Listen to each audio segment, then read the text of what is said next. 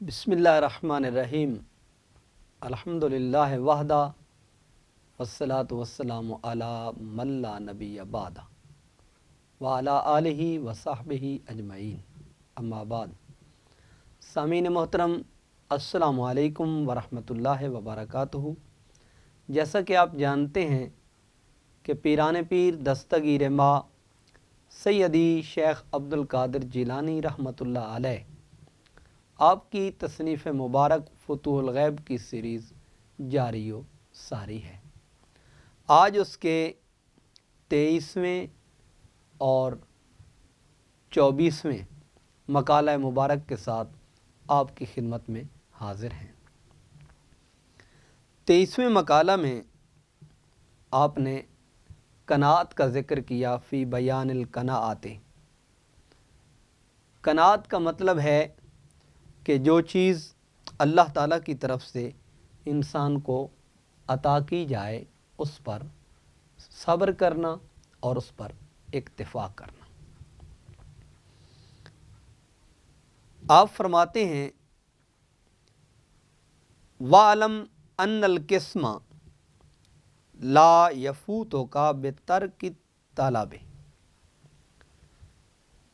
جان لے کہ بے شک جو تیری قسمت ہے وہ کبھی بھی تجھ سے دور نہیں ہوگی، تجھ سے الگ نہیں ہوگی، بترک الطلب، طلب کو چھوڑنے کے سبب۔ یعنی اگر اسے تو طلب نہیں کرتا تو اس کا مطلب یہ نہیں ہے کہ وہ تجھے نہیں ملے گی۔ طلب کرے یا نہ کرے، جو اللہ نے تیرا مقدر اور تیری قسمت میں لکھ دیا ہے وہ ضرور تجھے مل کے رہے گا۔ وَمَا لَيْسَ بِقِسْمٍ، اگر کچھ تیری قسمت میں نہیں ہے، تیرے مقدر میں نہیں ہے، تیرا نصیبہ نہیں ہے، تو فرمایا لا تنالہ بحرصک فی الطلب، تو وہ تجھے نہیں ملے گا۔ اگرچہ تیرا حرص طلب کے اعتبار سے، چاہنے کے اعتبار سے، جستجو کے اعتبار سے، حرص کے اعتبار سے وہ بڑھتا جائے۔ والجد والاجتہاد فاصبر والزم الحال وارض بہ، فرمایا تجھ پر لازم ہے کوشش، اجتہاد اور صبر کرنا۔ پس جو اللہ کی طرف سے تجھے ملا ہے اس پہ تو اپنے آپ کو قائم رکھ، اسی کو اپنے لیے لازم پکڑ لے۔ یہ نہیں کہ جو ابھی تک تجھے نہیں ملا اور تیری قسمت میں نہیں اس کے پیچھے تو مارا مارا پھرتا رہے۔ پھر فرماتے ہیں وَلَا تَأْخُذْ بِكَ فَتُبْتَلَىٰ، اور اگر تو ایسی چیز کے پیچھے پڑے گا جو تیری قسمت میں نہیں تو پھر ایک وقت آئے گا اس کے لالچ کی وجہ سے تیری آزمائش ہو جائے گی، اور تو یہ سمجھے گا کہ پتہ نہیں یہ آزمائش کہاں سے آ گئی۔ اس کی ریزن یہ ہے کہ وہ تو نے چاہا جو تیری قسمت میں تھا ہی نہیں۔ بسا اوقات آدمی، ایک مثال سے عرض کرنا چاہوں گا، آدمی بسا اوقات ایسی چیزوں کو طلب کرنے لگتا ہے جو اس کے لیے مناسب نہیں ہے، اور ان چیزوں کو چاہنے لگتا ہے جو اس کے لیے مفید نہیں ہے۔ تو پھر آدمی یہ سمجھتا ہے کہ یہ میرا حق تھا، مجھے کیوں نہیں ملا، میرے پاس یہ ہونا چاہیے تھا، مجھے کیوں نہیں ملا۔ اللہ تعالیٰ سے بڑھ کر بندے کے حق میں کوئی بھی بہتر فیصلہ کرنے والا نہیں۔ اللہ اپنے بندے کے احوال کو، ضروریات کو بہتر جانتا ہے اور اس کے مطابق وہ اپنے بندے کو عطا کرتا ہے۔ وَلَا تُؤْتِ بِكَ حَتَّىٰ تُؤْمَرَ، فرمایا تجھے وہ نہیں دیا جائے گا جس کا تیرے لیے حکم نہیں ہوا۔ یعنی وہ چیز تجھے ملے گی جو تیرے नसीब में अल्लाह तबारक व तआला की तरफ से लिख दी गई और हुक्म कर दिया गया।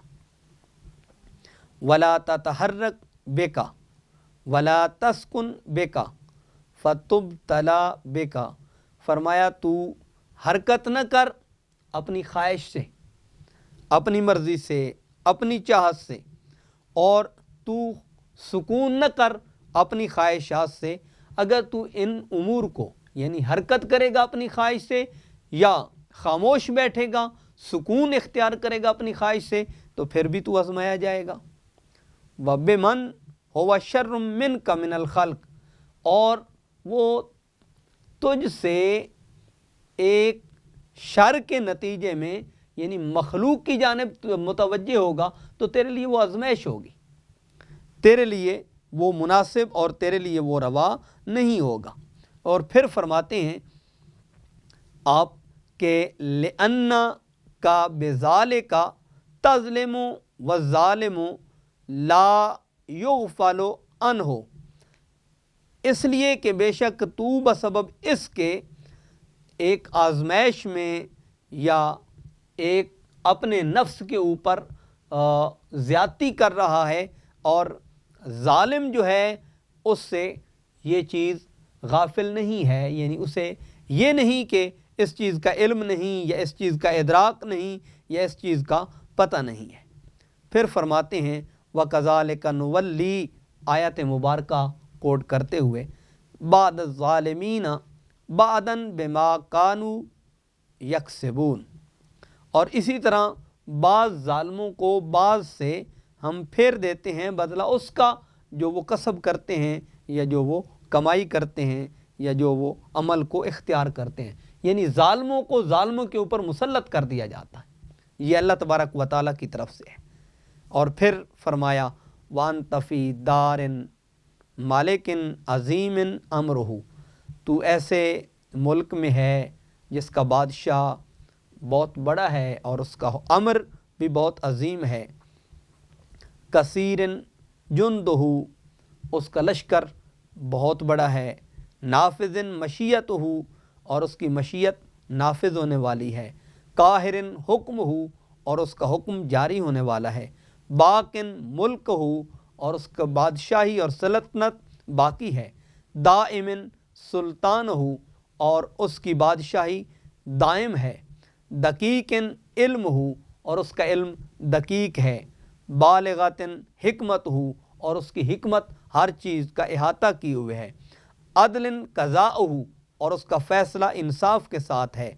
वला यअज़ुबु अन्हु अज़्ज़ वजल मिस्काल ज़र्रतिन फ़िल अर्द वला फ़िस समा, और उससे कोई एक चीज़ भी यानी उसकी बारगाह से एक ज़र्रे के बराबर ना आसमानों में ना ज़मीन में कोई चीज़ उससे अलहदा है, अलग है, और ना ही उससे कोई चीज़ अपने आप को मुनज़्ज़ह और मुबर्रा कर सकती है।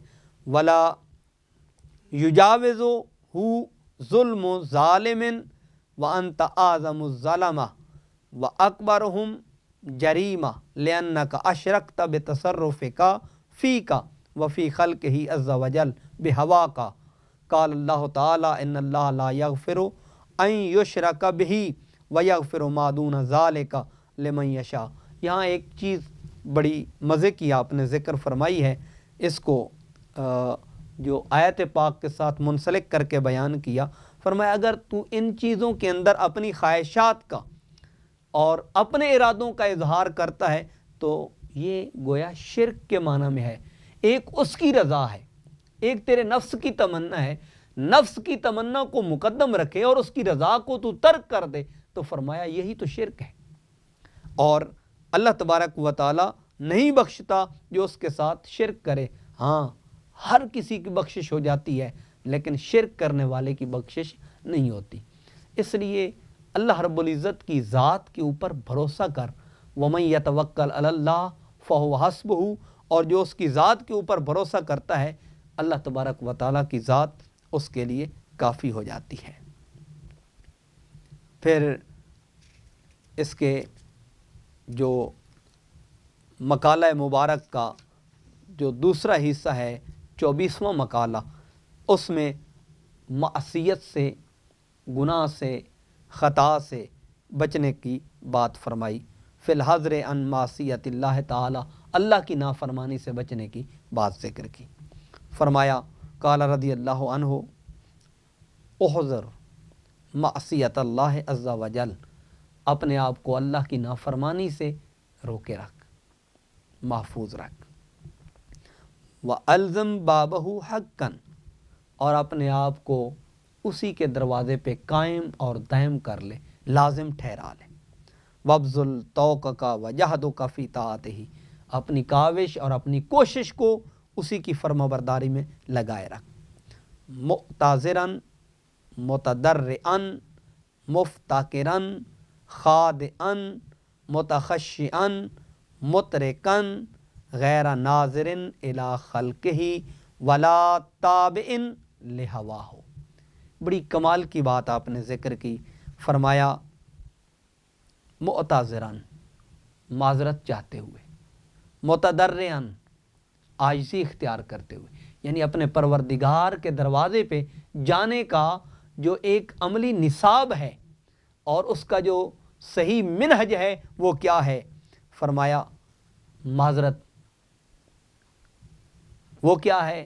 عاجزی، وہ کیا ہے؟ مفتقراً، اسی کا محتاج، اسی کی احتیاج لیتے ہوئے، خاضعاً متخشعاً، خشوع اور خضوع اس کی بارگاہ میں، مترکاً، اور جب اس کی بارگاہ میں جائے تو اپنے سر کو حیا سے جھکائے رکھ۔ وَلِمَنْ خَافَ مَقَامَ رَبِّهِ جَنَّتَانِ، جو اس کی بارگاہ میں اس کے روبرو کھڑے ہونے سے ڈر گیا، اس کے دل میں خوف اور خشیت آ گئی، اللہ تبارک و تعالیٰ نے اس کے لیے 2 جنتوں کا وعدہ کر رکھا ہے، ایک نعمتوں والی جنت اور دوسری قرب والی جنت، اپنی رضا اور اپنے انوار و تجلیات کے مشاہدات والی جنت۔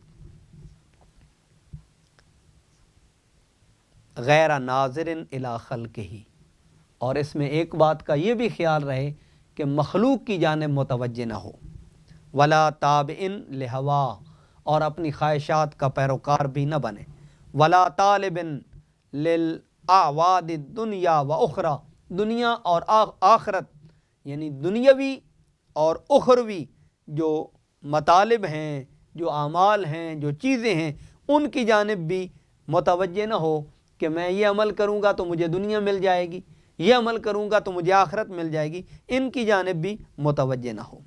ولا ارتقاء الی المنازل العالیہ، اور نہ ہی بلند و بالا منازل کی طرف ارتقاء کے لیے، والمقامات الرفیہ، اور بلند مقامات کی جانب متوجہ ہونے کے لیے، وقتا بانک عبدہ، ان ساری چیزوں کو اپنے وجود سے نکال پھینک اور اپنے وجود سے ان کو زائل کر دے اور ان کو دھو دے۔ کیوں؟ بانک عبدہ، کیونکہ تو اس کا بندہ ہے، اور اس کے بندے کو یہ نہیں جچتا، اور اس کے بندے کی یہ شان نہیں کہ وہ اس کو چھوڑ کر مخلوق میں پڑ جائے، درجات میں پڑ جائے، مخلوق کی طلب کرے اور مخلوق کی جانب متوجہ ہو، یہ اس کے بندے کی شان نہیں ہے۔